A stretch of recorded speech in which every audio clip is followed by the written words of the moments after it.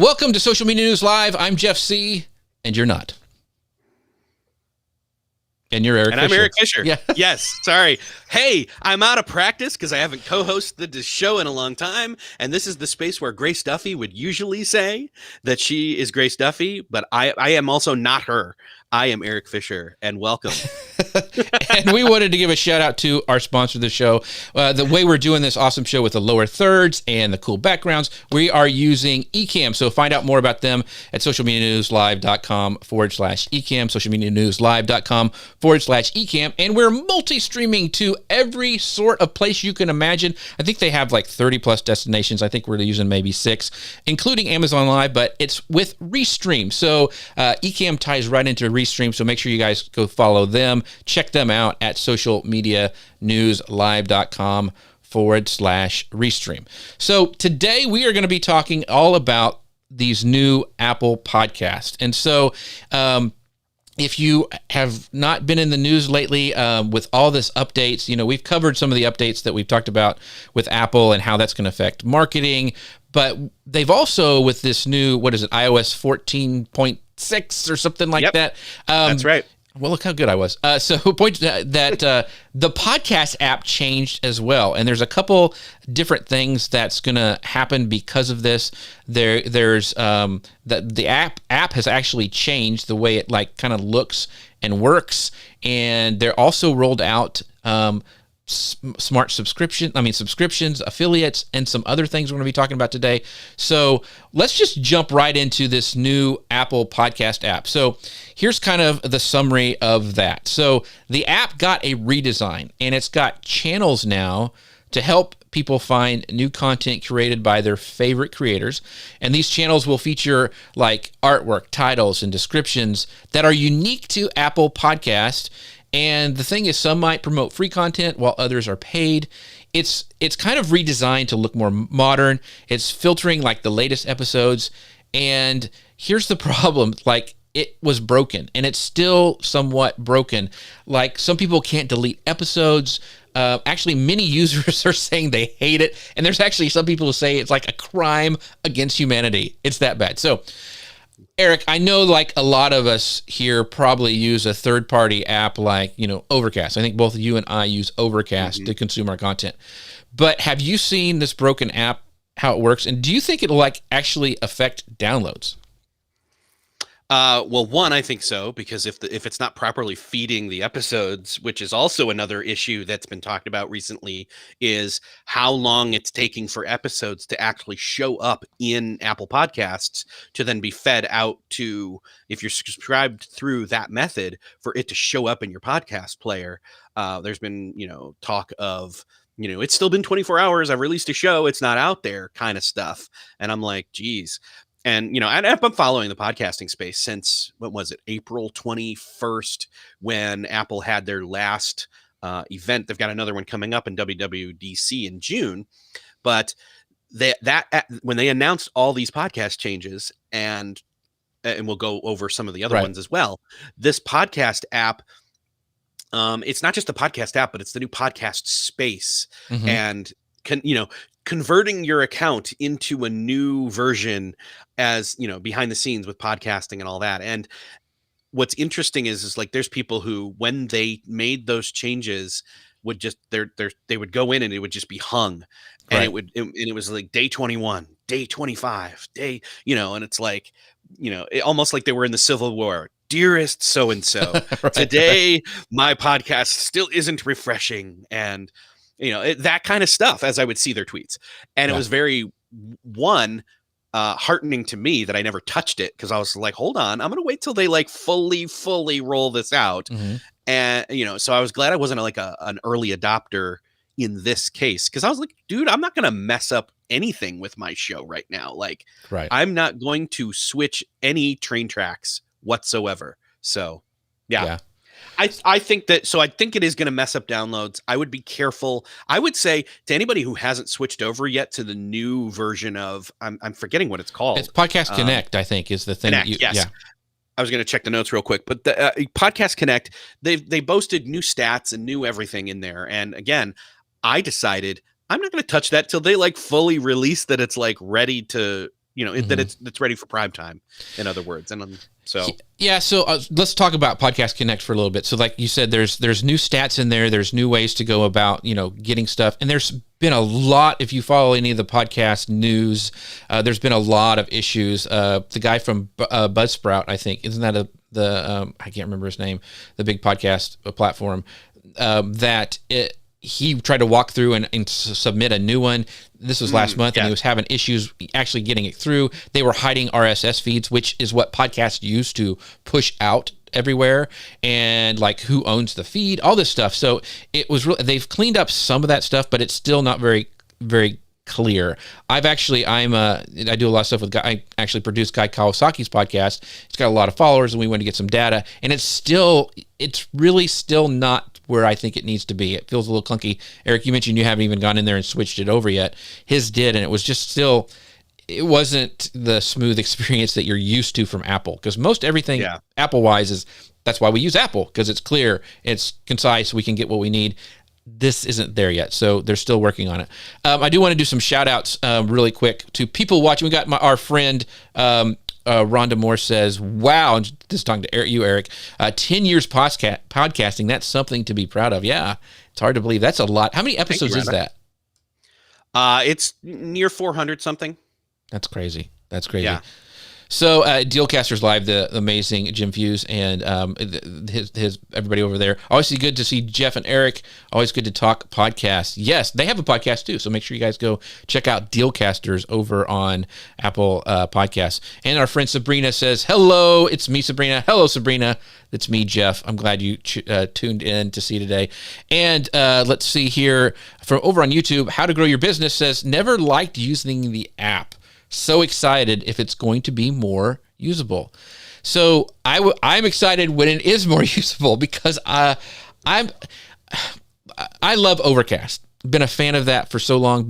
So Eric, tell them the reasons why you switched over to Overcast and why you like it. Okay, so Overcast is a third-party app. It's an iOS app. Marco Arment makes it, and he's been ahead of the game on so many of the features that have become standard in not just Apple Podcast, but third-party podcast apps when it comes to smart speed, when it comes to voice clarity and boosting. I forget what that feature is called, but it makes your podcast sound better when you're listening to it there. And the smart speed makes it to where you can, bump the speed up just slightly, and it doesn't chipmunk it at all. Right.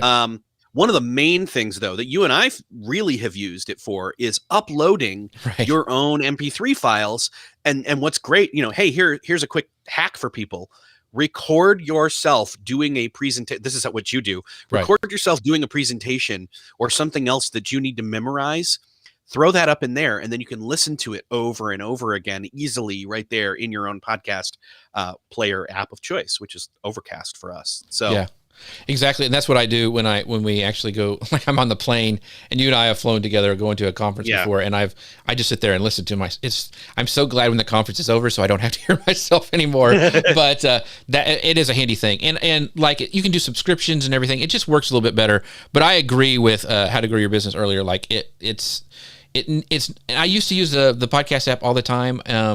And I'm hoping that they will streamline it and get it to be what it needs to be over on Apple. But so just be aware of some of this stuff, because most new podcast users will probably find people from the podcast app and that's the problem that a lot of independent podcasters, we're talking about not like Joe Rogan, but like me, like this show's a podcast. I'm considered an independent podcaster, and it's hard to find your show if you're an independent podcaster with this new app. And a lot of people are concerned because they're going to this kind of channels and, these segments inside of the podcast app. It's going to be hard for us independent podcasters, and a lot of people are upset because independent podcasters are what made podcasting. I mean, Eric and like Lou Mangello and Tom Webster, who we're still trying to get on, they're like the OG of podcasting. They started back 10 years ago, and so they're the ones who built it. And so a lot of people are upset. Like it seems to me the app is moving towards commercial, the commercial big boys, NPRs. Do you feel that way too, Eric?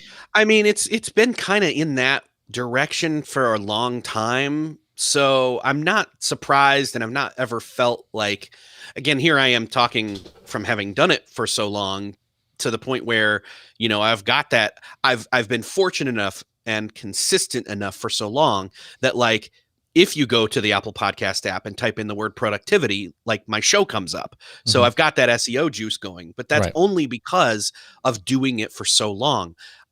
What I say right now is when you've got new people starting out, that what you really want to do is focus in on your audience and Mhm. their community, and really, I guess, not worry about them as not worry about getting mass listeners at large, but treat the listeners that you have with as much ownership and agency as you that you can honestly give them as uh, you can to your show. In other words, make them feel like it's their show too, in a way. Yeah.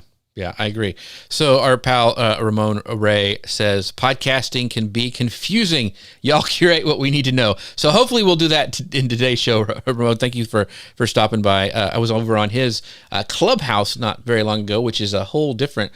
Audio is just hot right now, no matter where it is. So that's what I think is great for people who produce audio. So it was fun to be on Clubhouse. And then Sabrina goes, Overcast, a third party podcast app. Yes, it is. So there's a couple of them out there. Eric, what are some other third party ones that are really popular? I mean, Pocket Casts is a good one that's that's cross-platform. I think Castro is another one I think that is third party and cross-platform. I'm trying to think of what the other ones are. There's another one. See, I don't right. dabble Once you in find them one that works for you and is in your workflow, you just kind of forget about it. And like, so that upload feature we mentioned with Overcast, I think it's $10 a year to have that feature for the premium. Yeah. And I'm like, yeah. And then it just, and I use it also, like, there's some stuff that I've had from Michael Hyatt of him teaching that were MP3s that I downloaded. I'm able to upload those and listen to them when I want to. So it's just really handy to have that feature. Sabrina asked this question. Curious, are you all putting your podcast on iHeartRadio? I'm not a podcaster, just asking where you're putting your podcast. So let's explain for people like Sabrina kind of how the whole thing works. So it's almost like a website, Sabrina. So you don't put your podcast on your website. You put it on a podcast hosting platform. For like Guy Kawasaki's, and for this show, it's on Simplecast. Libsyn is another big one. That's Blueberry is another one. So, and Eric, you use, I can't remember the name of your host. Fireside. Yeah, Fireside. So you put your audio files there, and it's, it goes out with RSS feed to all the players, and you submit those. I mean, the networks, and you submit them there. And so you're not hosting them on your site, because it would crash your site pretty much if people were trying to pull those audio files down all the time, and you had a decent podcast listenership. But when you upload it to, like, for me, to Simplecast, I get to select all the places that I want to put it. Like iHeartRadio that you mentioned, that's when I go to. I go to Spotify. I go to Apple Podcast, and I like there's Stitcher. There's tons. Google Play. Or just Google now, I guess. Is it just Google? Google Podcast. Google Podcast. And so it goes to all those different places. So that you can have it to multiple places, because you want to get discovered from as many places as possible. Eric, what are your thoughts on that? Yeah, I would say that, and that's why you definitely want to make sure that you're uploading to somewhere. I mean, here's the thing: Apple Podcasts take care of a lot of them in and of itself, to all those different third-party players, because a lot of them are tying into Overcast, for example, is tying into Apple Podcasts. And I know we were talking earlier about the Apple Podcast app. And there's the other big behemoth in the room in terms of Spotify and their app, but their app is even less usable than Apple Podcasts app. So that's yet another reason why a third-party app is just what I use. So, but here's the thing: talking about where people are discovering it, and Tom Webster, who we still trying to get on, but there's three things that he really. And he's done some studies, and he's with Edison Research, and he's found some really interesting things where people are consuming podcasts. And what's really interesting, and this is kind of new, because we've always been told, like, Apple's the big boy. That's where you need to make sure you get everything. But Spotify is getting close to being tied with usership. And that was really interesting to me. So there's these, and you see it with what we're talking about a little bit with subscriptions, there's kind of this fight between these two big players now, which to me is nice because I always love competition because it usually ends up that the consumers and even the creators benefit from that. So it's interesting. I don't know where I read this, so I'm not trying to plagiarize this, but I saw it as like a headline just yesterday, I think, where it said, Apple podcasting is Apple's hobby, but Spotify's business. I saw that too. Did you see that? Yeah, that was really interesting. And I thought that was a pretty interesting take on that. And Spotify is like going after it, whereas Apple, they have just released all these different things, and we're going to talk more about some of these other things, but they have sat on it for so long, doing almost nothing, really. And so it's interesting. Anyway, so I wanted to. So have you played with Breaker? So Dealcaster says Breaker's an interesting podcast app. Twitter bought them earlier this year. What do you know about Breaker? Right.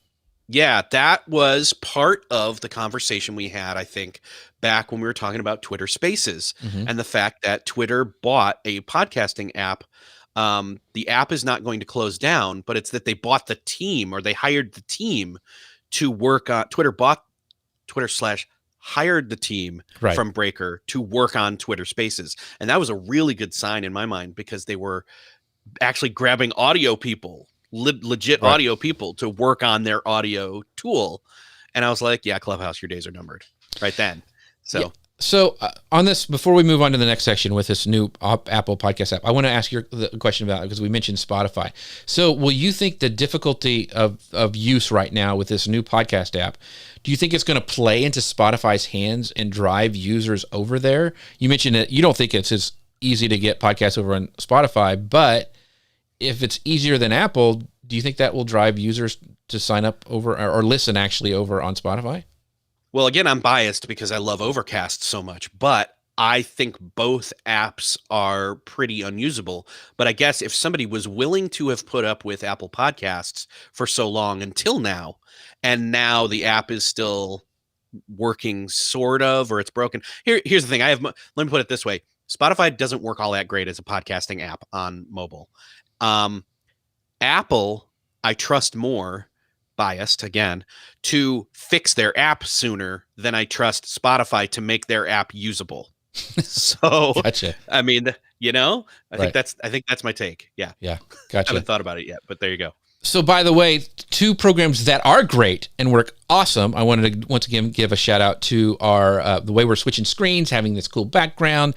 If you can dream a live show, then you can pretty much make it happen. And that's all done by my friends over at Ecamm. And you can find out more about them at socialmedianewslive.com/Ecamm. In fact, the really cool thing about Ecamm, when you're done with it, you can download it and it's split, like Eric's track separate, my track is separate, and the entire mixed version is there. It's amazing for repurposing this as a podcast, which we do, and you can find us over at on all your favorite places and at Social Media News Live. You can subscribe there, but or follow there, and we'll talk about that in the next section. But make sure you guys check out socialmedianewslive.com/Ecamm. And the way we're going to all these different places, even over on Amazon Live, is by Restream. They allow us to multi-stream to multiple places, and the cool thing is about that, I can pull comments in from everywhere. So you saw comments already from YouTube and Facebook and Twitter. It's amazing. So make sure you guys go check those them out over at Restream by going to socialmedianewslive.com/Restream. So the big thing that happened is that this new Apple Podcast subscriptions. Now, this has followed what everybody talked about in the news is when Joe Rogan went over from his podcast. He had a podcast. He made it exclusively over on Spotify. And so that was a big deal that kind of started this. And now we've got this new Apple Podcast subscription. So during their spring event, the company Apple announced that people will be able to subscribe to content from the app for extra perks, like ad-free, bonus content, as well as maybe some early access. So like if you want to have them get access to a show a week ahead. I know that Business Wars does that over on Wondery. So it's going to launch in 170 regions and countries this month. Their initial partners include Pushkin Industries, Q-Code, and NPR. And what happens is content creators will have to pay Apple $19.99 per year in order to offer those subscriptions. And Apple, of course, is going to take 30% of the revenue off the first year of a subscriber's lifetime, and then 15% for the years following. So this means that if a subscriber only subscribes for 1 year, a podcaster will have given 30% of that revenue, right at the beginning. So podcasters are really incentivized to keep subscribers around longer. And they also have to upload, we talked about earlier, having those service providers, but podcaster will have to use for the subscription content, they're going to have to use Apple's back end, not through their RSS, not through their hosting provider. It's got to be in Apple's feed. Now, their other feed can still operate through RSS, their free feed, but this is really interesting, and this is the killer for me. Because the subscription content goes through Apple, podcasters won't receive specific data about their paying listeners, like their email address, their names, or contact information. So Apple essentially owns the relationship. So, Eric, what do you think about this? Does this new podcast subscription, is this going to change the monetization landscape for podcasters? Should everybody start making, gated content? What are your thoughts? Well, there's a couple of different ways to look at this. And I think some podcasters may initially think, well, if I was making nothing off them already, then why not make, something's better than nothing, in other words. And so why not do this? Why not jump in to Apple Podcasts? Because, Spotify's not offering this. You're not able to do a subscription through Spotify specifically. And in fact, that is another reason, that's another, bifurcation of the attention and the ecosphere in terms of subscribers, that if you're offering it paid and bonus and whatever, like if somebody's listening to you over on Spotify, if they want to get like your ad-free version over on Apple, they have to do it through Apple Podcasts. Mm-hmm. And so there's that one side of it where it's like, okay, well, something's better than nothing. But the problem with that is if you're wanting to do this long term, if you're going to have somebody literally pay you for, there's a plethora of different options. There's access, there's bonus content, there's early content, there's ad-free content. All of those are options at different price tiers in Apple Podcast subscriptions. If somebody's paying you for that, though, wouldn't you want to be able to connect with them specifically in some way? And there's no way to do that. So unfortunately, there are some people who will just say, well, I'll just create a Patreon instead and put my ad-free version in there, etc. So, yeah. So this is really interesting to me because, I love being able to pay creators, and I think that's awesome. But it's just, I don't know. I think that a lot of these creators are going to jump on it early before they need to. And Tom Webster has a great article that he talks about how, we think that, it's great for NPR because they've already built that model, but the independent podcasters really don't. And there's not really, unless you're NPR, sometimes it doesn't make sense. And I've even talked to Lou Mangello about this, because he does Patreon, and we're going to get into Patreon in a minute. But, he's like, why, with Patreon, you actually get to see who your subscribers are. I think you get their email addresses, and you're able to see that content, and the cut is lower. And so I'm just like, why would I do that if I can use a different service that gives me more access? Anyway, so, one of the big things, and once again, Tom Webster talked about this, is how important it is with this changing of language. Because even before, if you talk to like my mom and dad, when you would say subscribe to my podcast, that has a connotation because they come from the newspaper era, I guess, that when a subscription costs money, we have a subscription to Netflix, we have a subscription to Hulu, all those different things. So subscribe in every other place means you're paying money for it. Well, on podcasts, we would always do the call to action, subscribe to our podcast, but it was free. And so this is going to be even more important as we go forward as content creators and that are putting out podcasts, is to change that language and not say subscribe to my podcast, because now there is a subscription-based podcast over on Apple, but instead say follow. So what other things, how should we change are you going to change your call to action on your show, Eric? Because you have a really big listenership.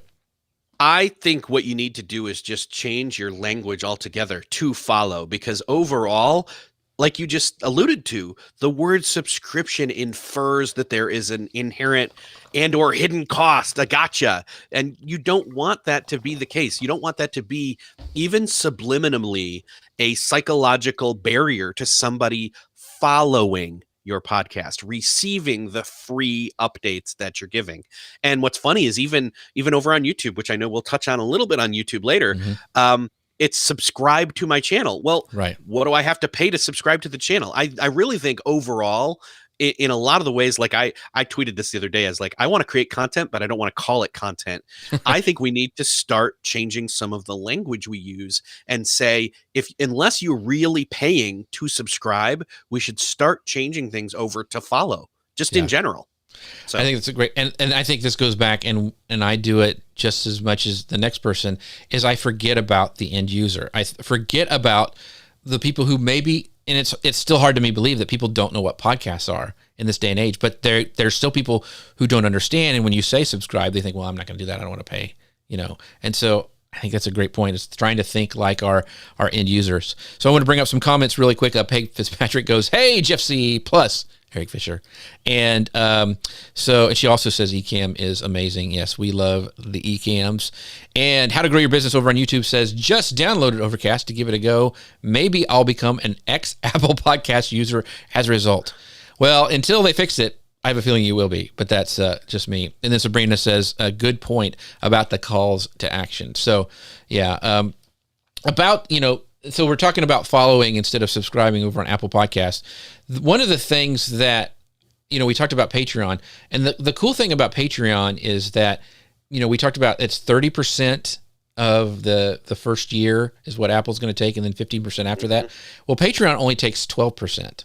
Or so up to that. It's actually lower in some instances. Yeah. So, and Spotify even, they flipped it. I think it's 15% lifetime. I can't remember, but they have something for the podcast. But anyway, what would be the reason that I would use Apple Podcast over Patreon, Eric? Is it because the potential of a larger group of eyeballs? I mean, I'm trying to, in my mind, think of why I would not use Patreon.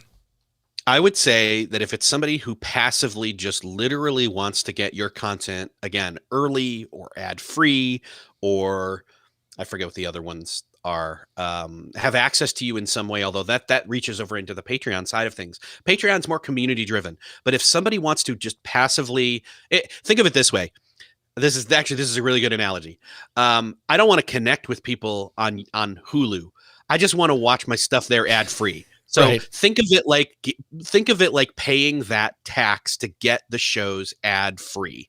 And if you're willing to do that, there are some people, they just want to reduce the friction of their most enjoyable listening podcasts, and they don't want to go through all the rigmarole of signing up for something outside of their app of choice, if it's Apple Podcasts, which again, that debate we've already kind of had. Mm-hmm. But if that's where they are and they want to just make it painless and simple and quick and easy, like honestly, if Apple were to open up kind of a way to do like an a la carte, pick and choose like 2, 3, 5 podcasts to go ad free, Mm-hmm. I might consider throwing those over in there just to make them all quick and easy to go. But like at the same time, like I like to support podcasts. I mean, I have ads in my show, so like I want people to listen to them. I want those to yield ROI. So I don't know. That's the thing. How you have ads in your thing, and you make pretty decent income from having your ads in your show. You would have to have a lot of people move over to a subscription model. Like say, I want Eric's show without the ads, which I think there's only 3 ads in your show at the most. At most. Yeah. And so you would, to make it so it wasn't, to move people over there, you'd have to have a lot of people over there to pay for it to be ad free, to offset. You know what I'm saying? Like you're getting money from ads. You'd have to make a bunch of, anyway, what are your thoughts? But key distinction here is it won't matter how many people are subscribed. This kind of lowers the barrier to entry in terms of your ROI, because you could have a solid 100 or 200 listeners. Mm-hmm. And if a small percentage of them actually pay, to get ad free or to get early access or just to tip you, I guess, that's an option.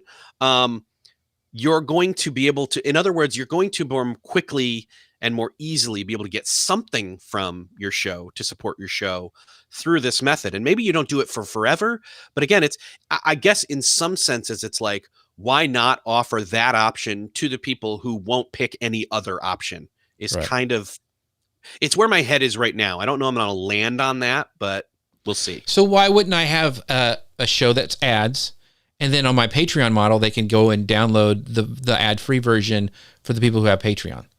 I mean, why would I go through Apple? I support shows that way. At least one or two Yeah. already. And so I don't know that I would, I personally enjoy that, because that support gets me access to those creators through Patreon and all the extra connection. I like that they can reach out to me as a supporter, and they can send out blog posts or mini extra bonus content and all that kind of stuff through there. So so I don't know. In other words, I think it's almost potentially too little too late on Apple's part unless they really beef this up.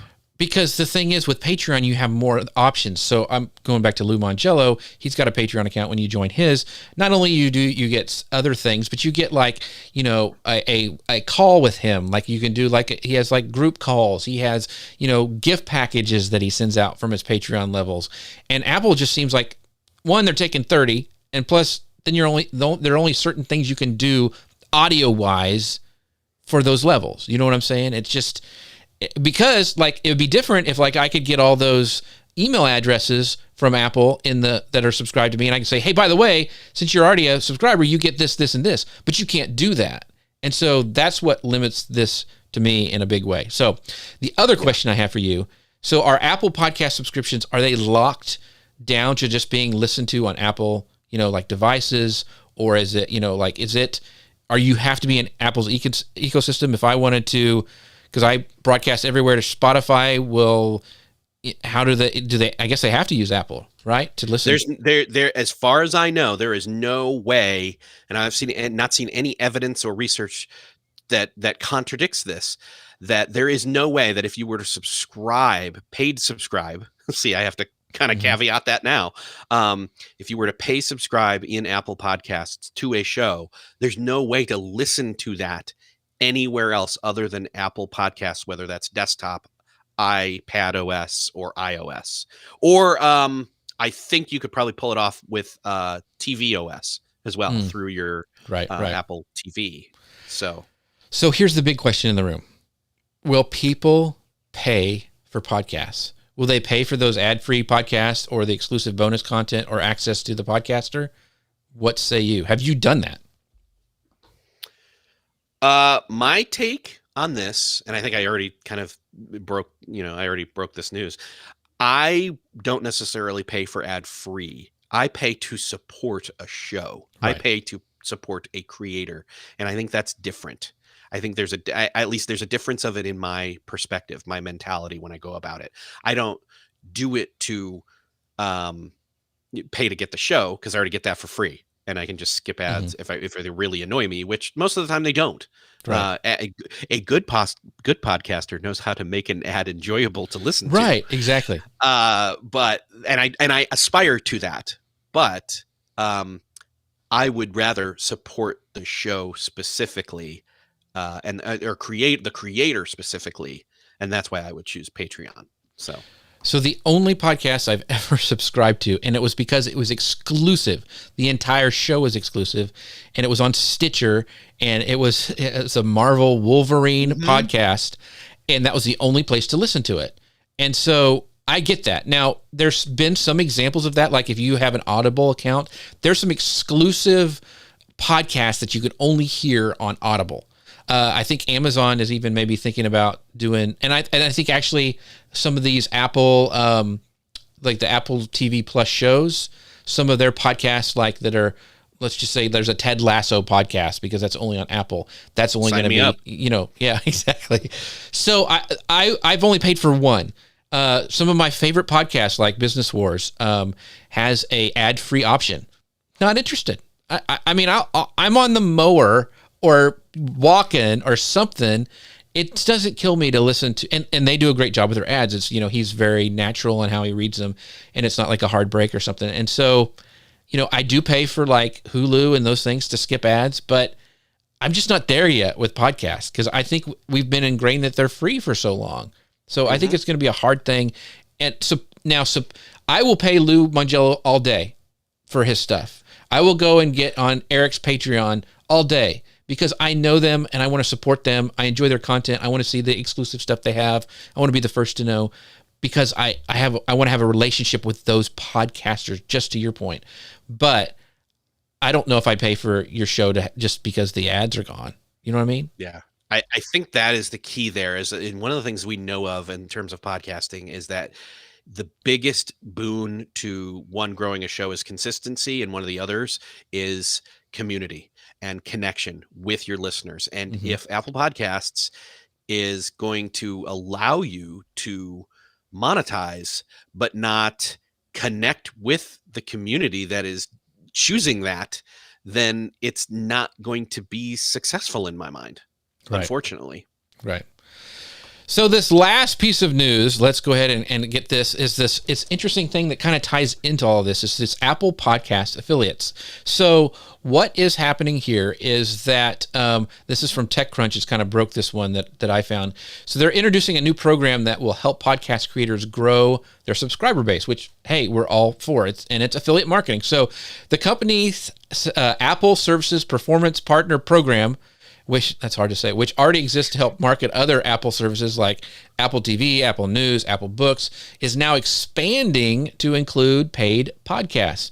And this new program, get this, Apple Services Performance Partner Program for Apple Podcasts, that's even worse, will be open to anyone, though the company believes it will make the most sense for publishers and creators who already have an audience and a number of marketing channels where they can share these new affiliate links. So when users convert by clicking through one of the links and subscribing to a premium podcast, the partner will receive a one-time commission at a 50% of the podcast subscription price after the subscriber accumulates their first month of paid service. So, for example, if I went to Eric's podcast, he had a paid one, and he was charging subscribers $5 per month, the commission would be $2.50, and this commission would apply for every new subscriber that signed up through the affiliate channel. And there's no cap. While anyone can, apply for this program, there's an approval process you have to go through, and it's mainly to try to keep spammers out of the program. That they have some marketing, making sure that people do have some marketing channels where they can distribute those links. And so, they do ask for like how many channels you have available, how the partner intends to use them to promote their links, all those kind of things. And it's going to be made available to anyone in the 170 countries and regions where paid podcast subscriptions are being made available. So once approved and signed in, they're going to get this access to an online dashboard, which I haven't seen yet, where they can create those links, kind of like any sort of affiliate program that you've been sponsored with, where you can see you can create, URLs for specific products. So you can create multiple URLs and you can track everything. And find out what channels are performing better, and they can be posted to their own, tied to a listened on Apple Podcast badge, or can be made available as a QR code. And so that could be cool if you're doing live. I could see that happening all over podcast movement when, there's those big keynotes people on stage. You could have it on signage or in flyers. And so, business or even cards. Yeah, live tapings or like a live show like this. So it could be really cool. So do you think this is going to help, by leveraging affiliates, that you could actually help grow a podcast subscription? I think so. I think this is something that potentially, I just talked about Apple Podcasts and if it didn't connect you with the community, but say your listeners want to make a little bit of, 50% is not bad, right? So if people love your show and you are offering a paid version of it inside of Apple Podcasts, and you can get them to link out to you and say, hey, I love this show, check it out, better copy than I just randomly came up with, right. But have their affiliate URL in there. That's pretty cool because in a sense, it incentivizes them to push people to your show. And here's the thing, even if they don't subscribe to it in a paid way, they're driving traffic to the follow button, I Yeah. assume, Yeah. it's still there for them to follow it and become aware of your show. So it's almost like paid marketing for your podcast in a weird way. So here's something. I know you've done this before, and it may have even been Business Wars where I heard it on your show. Because like when new shows launch, a lot of times they will go on some popular shows, and those shows are paid to promote like an episode. Yes. Yeah, So with Wondery this, does this with a lot of their shows, yeah, Business Wars being one of them. yeah. So would this be another way for maybe not like you have a subscription, a package you give to the people from your agency and all that stuff. But would this be a way for maybe smaller podcasts to make some money promoting other shows?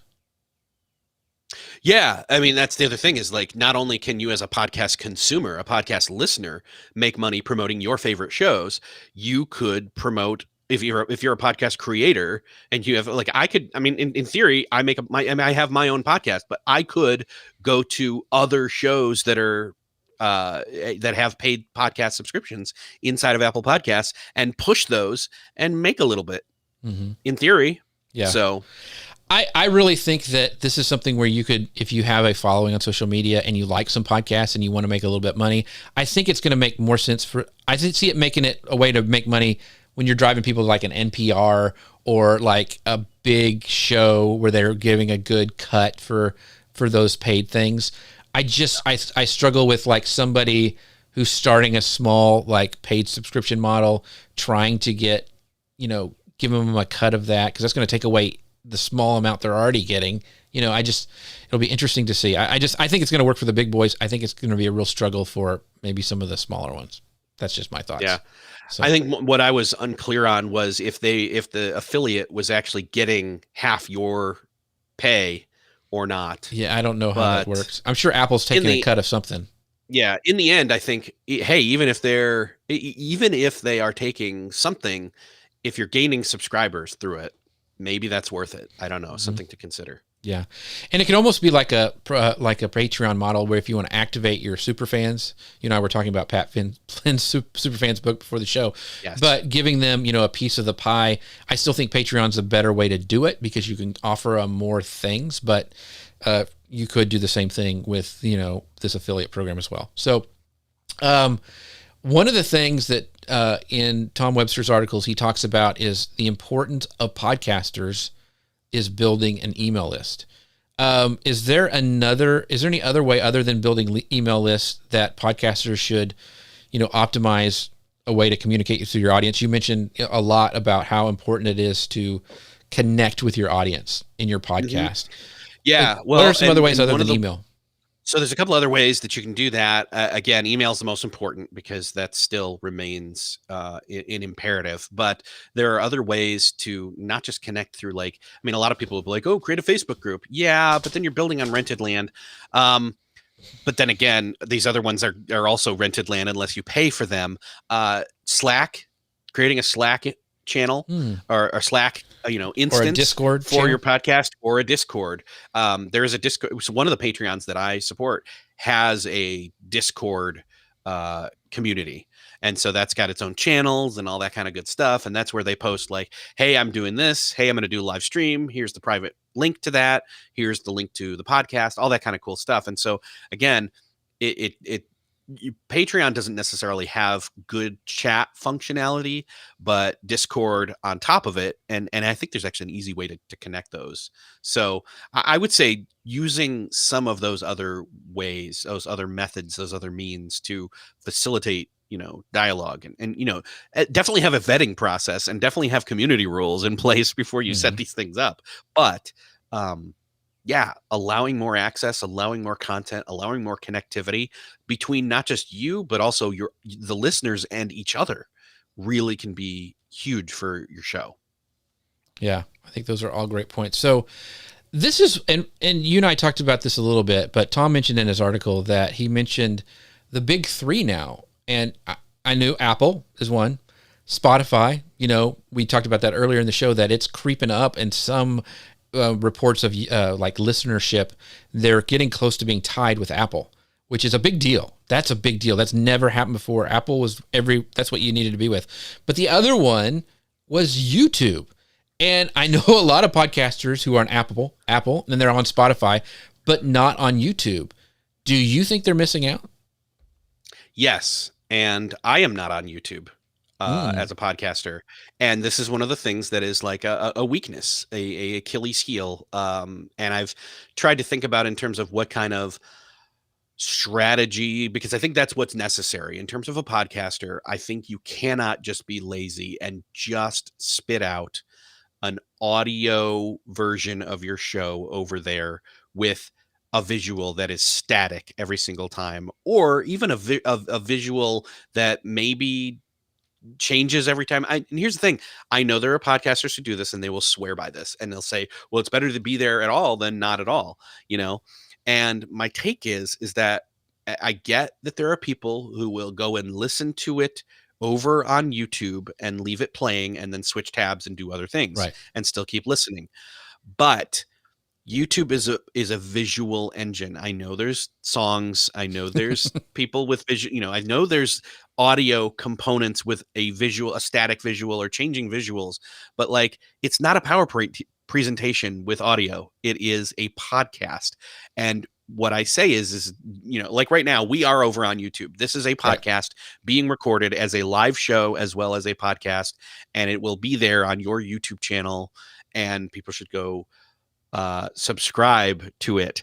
But also, a YouTube strategy encompasses doing things that are helpful in the YouTube algorithm, which means not just having, going live is part of that. But I don't think putting an hour long, just audio static visual is inherent to a winning YouTube strategy. And instead, you want to create legit 3, 4, 5, 10 minute fully thought out, planned, processed, edited visual videos that are engaging as to what people are searching for, that relate to the content of your podcast, context wise. I think that's very, very important. So, and I still think, so we're live over on YouTube. People can go listen to this. This audio is going to be a podcast. We would love it if you would go over to Apple Podcasts and follow us. And at Social Media News Live, you can just search there. But I think it's really important now it's easier than ever to go to multiple places. I mean, we're using Ecamm to mix the show, and we're actually going to bring up graphics at the end. So there'll be a spot for, what's coming up next at the end for our YouTube audience. And also we're going out to multiple places using Restream, where we can actually go to Amazon Live, we can go to YouTube, and there's more tools than ever that allow you to do this and do it easier. But you also have to think about those audiences on all those different places. So I think it's really, really important. And I wish you would do your show. You have such, I told this to Mark Schaefer. I've told it to Lou. I've told it to you. I mean, you have such good guests. It would, and Guy Kawasaki, I mean, he's got Jane Goodall on there. I'm like, I want to see you talk to her. Why can't you? I mean, I think you guys who are podcasting, just turn on your camera, because it's amazing. Is there a reason? There's more to it. You're not wrong. Yeah. But there's more to it than that. And you've got to start to figure out, and that's my thing, is like, I want to figure out, that is definitely one of those things. Like I said, it's a weakness. So I want to figure out. Is it the editing? What do you think? Why do you think it's a struggle? I think it's one part editing. I think it's one part making sure it's one thing to make sure that they've got decent audio. And then when I've got to make sure they've got even okay video, it's like, and Right. that they look good enough, and they don't, that they don't sound like this. And you've got to make sure the audio is right. Factors. Yeah, you've got to make sure the audio is right. And so I think that people will forgive the poor video more than they will. If I see a blurry, Jane or John Acuff on your show, I don't care, as long as he sounds good and I can tell it's John Acuff and not Jeff C. Then I would love to watch it. I think for me, it's that not every guest is going to be worth watching.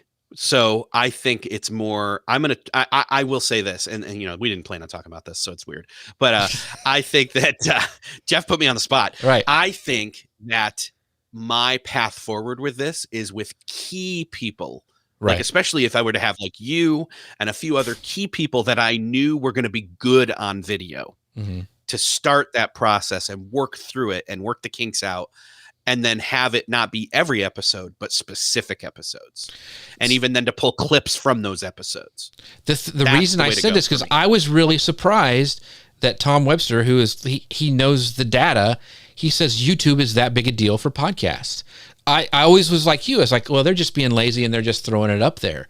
But he, in his articles, was saying how important it was for discovery. For, yeah, they may not continue to watch your podcast on YouTube, but they're seeing it and they're liking it over there, and they're going to go subscribe to, if you have it in your comment section or whatever. I was just really shocked on how big an audience and how important YouTube was for podcasters. I just didn't think it was. Yeah, and I have questions about that in terms of what that, I don't know, what that data really means, because I'm wondering if it's skewing towards those really popular personality driven shows that are running a YouTube show, running a YouTube channel, like a YouTube. In other words, they're using a YouTube strategy over there, and they also have a podcast, and so their podcast benefits. Whereas instead, coming at it from the angle of that, I keep saying, don't be a podcaster and just spit your stuff out over there haphazardly. Have a real strategy about it, and that's kind of what I'm trying to, figure out doing. Like, for example, one of my favorite shows is done legit well, recorded video and audio, and put out as audio. It's the Nate Bargatze podcast. Yeah, he's great. Yeah, it's amazing. You can legit, you could watch it as a YouTube TV show if you wanted to, or subscribe via audio, which is what I do. I choose the audio because I want to listen to it as I'm driving around town or on the go or whatever. But you can watch it if it's like really good. Yes. And there are some things, like I've seen those, and like it has like, I think it has 2 or 3 cameras that are switching. So it's not just like, it's very, and that's why, I'm always switching cameras, trying to keep it active here, doing all this stuff, right? And so, so I think that's important. And one of my guys I watch every Saturday, Nick Nimmin, who does a live streaming show, another great example. Yeah, he has an ATM switcher that does it automatically for him, but he also takes some of that stuff and puts it as a podcast where he answers questions from the show. And so I think you're totally right about doing it as a strategy. I was really shocked at how important it was for podcasters. And I think, like I said, that most podcasters, they're on Apple, they're on Spotify, and they really may not even think about YouTube. So very, very interesting. So I want to bring up some comments. How to grow your business over on YouTube says, yes, Overcast ticks the box for usability. Already have 2 podcasts added. Have a guess what they are. Hey, thank you, man. I'm hoping you met Beyond the To-Do List and this show, Social Media News Live. So appreciate you doing that. But that's great. I'm glad we were able to help. And Ian showed up as well. He goes, I'm already subscribed. Oops, sorry, I follow you there. That's right. Got to quit saying subscribe. We got to start saying follow us on podcasts. Anthony says, for sure strategies were needed, and knowing what you're doing is key, hence the challenge. Yeah, and it's this. I think you're right with the YouTube strategy, Anthony. It depends on, what you're trying to get out of YouTube. And are you trying to grow your podcast is different than growing your YouTube channel? Or are they the same? So I think Eric's point about really thinking about what your strategy is over there is super, super important. And with that, I want to let Eric talk about where they can find him, what's the best place, who you got coming up on your show, your favorite episodes, that kind of stuff. Yeah, well, it's funny you mentioned John Acuff, because I literally just had him on for his most recent book, which was called Soundtracks. It's amazing. I would jump in there. That's where I would go, because it's one of, I did an episode late last year about my top 5 productivity books. This would be in the top 10. It might even inch into the top 5. I'm not sure yet, but it's definitely my favorite book of his. I think it definitely has crossed into that barrier. So check that out. Go to beyondthetodolist.com or type in Beyond the To-Do List on any of your podcast player apps of choice and hit follow or subscribe to join in. That's right. So, by the way, I want to pull up one more question from Ian, and we kind of talked about this, Ian. He goes, so would you put it as an audiogram on YouTube or the video? If you could only do an audiogram, I think that's at least movement going on. I know there's some, I think repurpose.io and maybe even Headliner will do it for you, and they'll actually pull images that kind of match your transcript, which is kind of cool. And I know some people do that. A video, I think it's always going to work better. and I know you do video for your podcast, so I would do your video because you got the stuff, you've got everything that looks nice. So I would rather see video than just audio. Graham, that's my opinion. Same here. Yep, same here. So with that, we appreciate all you guys being here. Once again, want to shout out to our the sponsors of the show, Ecamm, socialmedianewslive.com/Ecamm, and also the incredible folks over at Restream at socialmedianewslive.com/Restream. Go check them out. If you want to do a live show, you've got to have those tools. And make sure you follow Eric at Beyond the To-Do List and check him out. He's got a huge back catalog. They're all good. So go check them out. Go check him out. And also, don't forget that we are a podcast. And also, if you want to be reminded of these shows, you can text us at 903-287-9088 to get around the old pesky algorithms. We'd love for you guys to follow us over there and get the updates about the show. And our next show, by the way, is on next Friday, regular time. We're going to go back to 11 a.m. Eastern, 10 a.m. Central Time, and that's on June 4th. And once again, you can find us on Facebook, LinkedIn, YouTube, and Amazon Live. Eric, thank you so much for being here today, and we will see you guys all next time. Bye now.